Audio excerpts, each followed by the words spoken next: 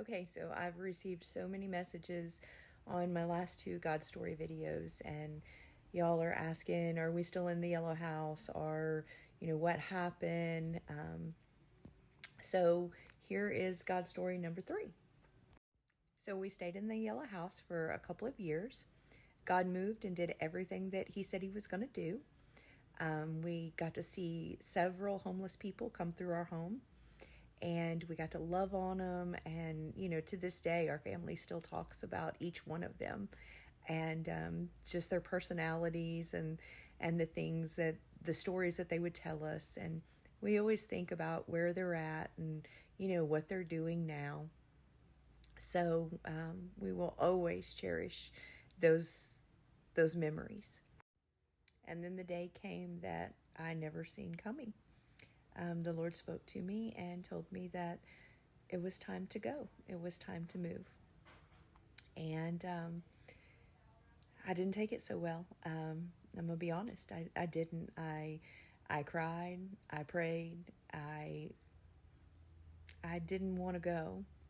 I loved what was happening. I loved the home, the land, the people that was coming through. I loved everything about it. I loved our church. Um, it's real easy to go when God tells you to, when things are not good.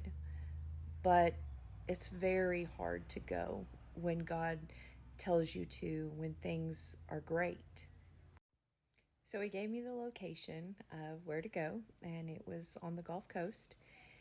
And he began giving me dreams, and he began telling me to sell certain items in our home. And so he would give me a dream, and he would point out what item he wanted me to sell, and he would give me a price for the item.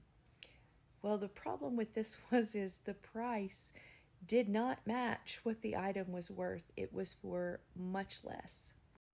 So this went on for a couple of months, and I would put the item up for sale, and of course people would jump on it to buy it, and they would come and buy it, and before you knew it, we were sitting in an empty house. Um, we had sold everything. The only thing left that we had was our children's bedroom outfits and ours. That was it. Everything was gone. TV. My family was looking at me like I was crazy. Everyone was looking at me like I was crazy. And that's a very hard place to be in. The people that you love the most, when they don't understand what God is speaking to you, it can be very, very difficult. Because you want to please those people that you love, your husband, your children. But this voice of God inside of you, you know that you have to listen.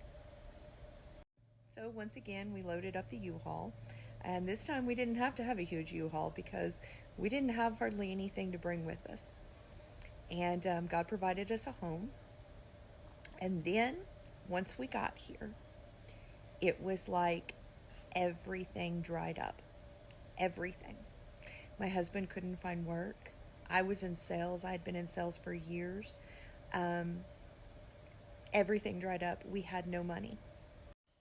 There was many times that um, we had a can of green beans for supper. Our water was shut off, and we had a pool outside, and we would go and we would dip water from the pool, and we would boil the water to let the kids take baths with. You see, I had only been saved for about 3 or 4 years during all of this. And in that time, I always say Jesus was wooing me when I first met him. I was falling in love with him. And in that time, it was blessings. We was walking in blessings and miracles, and we was seeing God move. And that's great to experience the mountaintop. That's great. But it's in the valley that you learn who God is. It's in the valley where you learn the heart of the Father. And so it was time now for pressing. It was time now for the Lord to start growing me up and teaching me that we don't always get to walk in the miracles. Will you serve me when there is no miracles? Will you choose me when you don't understand? Will you be obedient when it looks like it's going to cost you everything? You know, Job said, though you slay me, I will still serve you. And that was kind of the season that I was in. Nothing made sense. There was a lot of suffering. But I continued to serve the Lord. I continued to say, I don't understand. I know what I heard. But no matter what, I will continue to serve you. God will test you. He will test your heart because he knows what's in it. And he will prune you and he will crush you. And that's what helps you grow. Now, long story short, we went through this season for about a year. And then one day there was just a shift. I mean, it happened quickly. And it was like everything turned around to the point that it happened so quick that we're just like, whoa, what is going on here? Because, you know, when you're walking in that for so long, you kind of get used to it. You get used to that, you know, and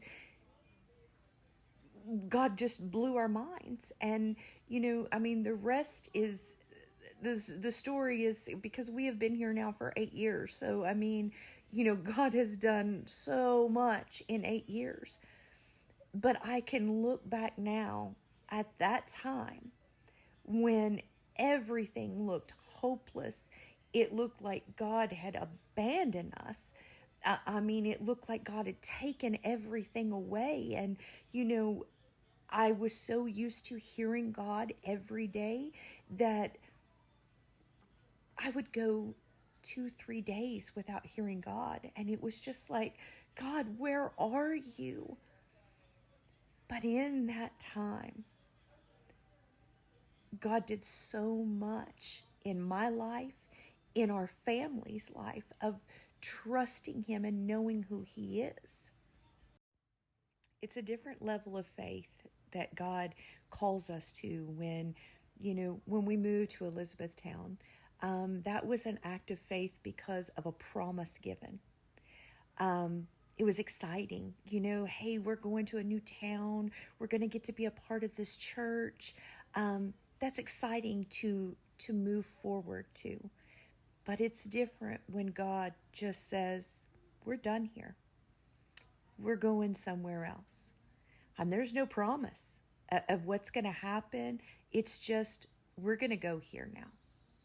The only thing God told me when I kept on and on of, God, why are you sending us here? He said, Shauna, if I leave you here, your whole family will perish. Now that's a whole other video. But 8 years later, I am so thankful that God moved us here because that word couldn't be more truer.